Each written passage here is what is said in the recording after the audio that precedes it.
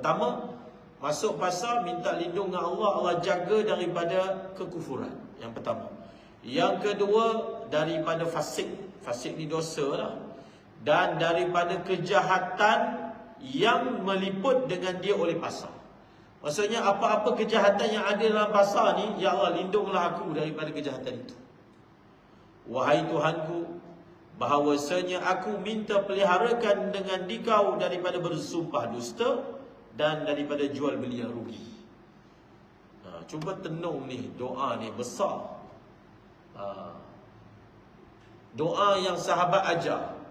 Kita ni kadang berdoa, kita tak tahu nak doa, ataupun doa kita ni sebenarnya tak sempurna.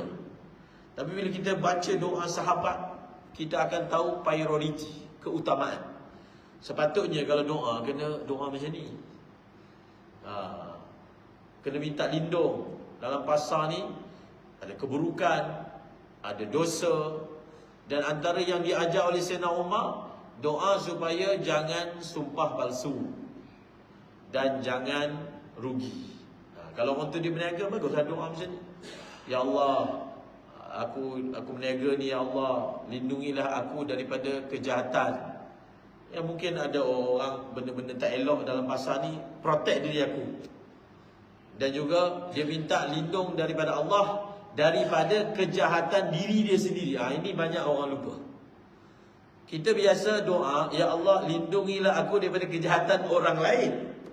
Kejahatan binatang, binatang berbisa, binatang buas, binatang yang mengancam. Tapi satu perkara lagi Nabi ajar, minta lindung daripada kejahatan diri sendiri. Ada perkara yang mana kita pergi mana pun dia akan bersama dengan kita.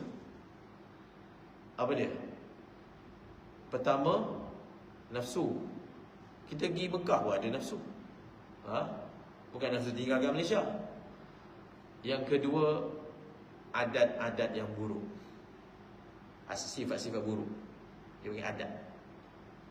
Inilah dipanggil kejahatan diri sendiri.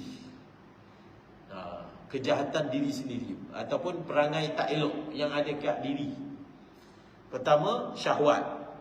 Yang kedua, perangai yang tak elok. Jadi kita minta Allah Ta'ala lindung diri kita daripada perangai kita yang tak elok. Contohnya, dia panggil adatun sayyi'ah. Dia panggil perangai-perangai yang tak elok. Benda tu dah jadi perangai. Bila disebut perangai, maksudnya dah jadi adat kebiasaan dia. Dia buat tanpa niat pun, dah jadi adat dia. Dia tak sedar tapi orang tahu. Orang boleh nampak. Yalah, orang tak nampak diri dia sendiri. Duduk dalam rumah, dia tak nampak rumah tu bengkok ataupun rumah tu condong. Orang luar nampak. Itu yang disebut perangai-perangai yang tak elok. Kita tak perasan sebenarnya kita mewarisi dan diri kita ni ada adat tak elok. Kita dah biasa sangat dengan benda tu. Orang yang hidup dengan kita, sekeliling kita tu, dia tahu tapi dia diam, dia tak ada. Cakap belakang je. Ya, itu perangai yang tak elok. Jadi kita minta lindung dengan Allah supaya kita tak mendapat keburukan daripada perangai yang tak elok. Kan? Orang Melayu kata kerana lidah, kerana santan binasa. Kerana apa? Kerana apa santan binasa?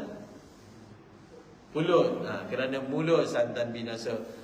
Kerana mulut badan binasa. Jadi contohnya orang tu dia ada perangai tak elok segi percakapan. Cara kasar ke, percakapan tak dijurun ke. Dah jadi kebiasaan, kan? Dia pun tak rasa benda tu tak elok. Tapi itu yang disebut tu.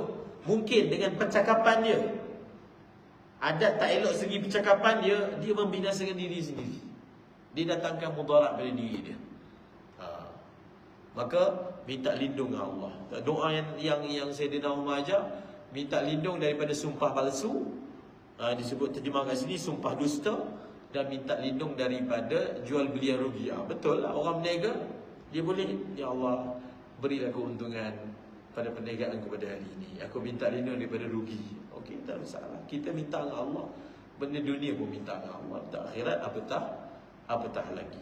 Jadi sumpah palsu ni, ini yang dimaksudkan perangai yang tak elok tu. Mungkin orang Melayu dia tak ada sangat perangai bersumpah ni. Orang Arab, Masya Allah,